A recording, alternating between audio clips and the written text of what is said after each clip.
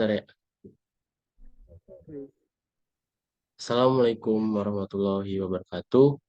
Izin memperkenalkan diri, nama Haji Wibowo Pranata dari Prodi TAKA.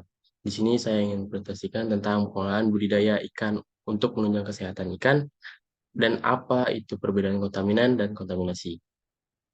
Yang pertama, apa itu sih kontaminan? Kontaminan sendiri adalah bahan pencemaran. Bahan pencemaran adalah zat, benda, atau organisme berbahaya yang dapat menyebabkan kontaminasi. Yang kedua, apa sih itu kontaminasi? Kontaminasi itu sendiri adalah pencemaran yang terjadi bisa disebabkan oleh kontaminan yang umumnya terjadi pada sengaja. Kemudian ada contoh dari kontaminan dan kontaminasi pada unit budidaya. Umumnya, logam berat cenderung mengendap di dasar perairan. Namun demikian, logam berat yang sudah mengendap di dasar perairan dalam kondisi lingkungan seperti pada pH yang lebih rendah, suhu perairan lebih tinggi, kondisi bahan organik dan bahan organik yang rendahnya dalam perairan akan meningkatkan kelarutan logam berat dalam perairan tersebut. Hubungan konsentrasi logam berat kadium antara air laut dengan ikan bandeng pada bagian perut ikan memiliki hubungan yang paling tinggi dibanding pada daging dan insang. Hal ini menunjukkan bahwa logam berat kadium di dalam tubuh ikan bandeng paling banyak terakumulasi pada bagian perut.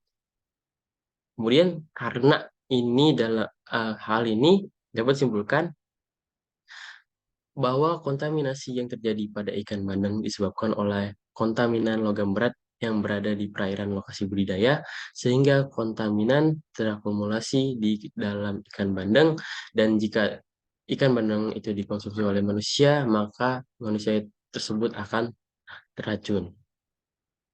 Kemudian ada pengolahan budidaya ikan untuk menunjang kesehatan ikan.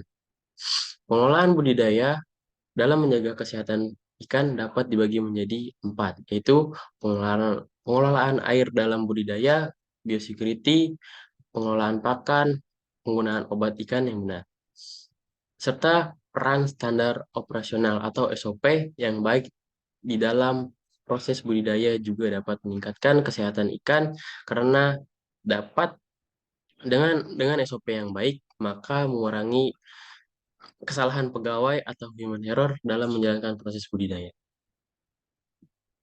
Kemudian, dalam proses pengelolaan air dapat dilakukan dengan cara melakukan controlling, pengecekan kualitas air, serta melakukan pencegahan terhadap hal-hal yang dapat menyebabkan kontaminasi pada air. Yang kedua, ada biosecurity. Biosecurity dilakukan untuk mencegah masuknya hama dan penyakit yang dapat menyebabkan terjadinya kontaminasi pada biota budidaya. Yang ketiga, ada pengolahan pakan. Pengolahan pakan dapat dilakukan dengan cara pemberian pakan yang cukup untuk biota karena pakan yang berlebih dapat menyebabkan rusaknya kualitas air karena sisa-sisa pakan. Dan pakan yang kurang akan menyebabkan biota tidak mendapatkan nutrisi yang cukup untuk tumbuh dan berkembang dengan baik. Yang keempat, ada penggunaan obat ikan yang benar. Penggunaan obat ikan yang tidak sesuai anjuran yang tertera pada label atau tidak terdaftar oleh BPOM dapat menjadi racun yang dapat mempengaruhi pada biota, air, dan lingkungan sekitar lokasi budidaya. Sekian terima kasih. Sekian terima Sekian presentasi dari saya. Assalamualaikum warahmatullahi wabarakatuh.